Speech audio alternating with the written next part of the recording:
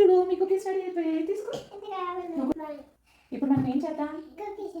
First time add చేయాలి oats powder, cashew powder, almond powder, pista powder, walnut powder, peanut powder. Okay, dates grind చేసి వేసుకుంటున్నాను.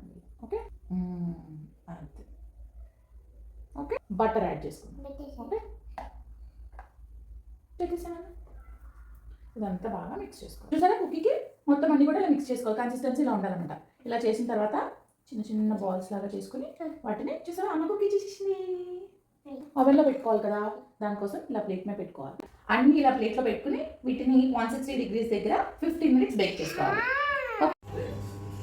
Cookies ready అయిపోయాయి, తీసుకో. నువ్వు కూడా తీసుకో. ఇదిగోరే చక్కగా బేక్ అయిపోయా. షమ్మీ.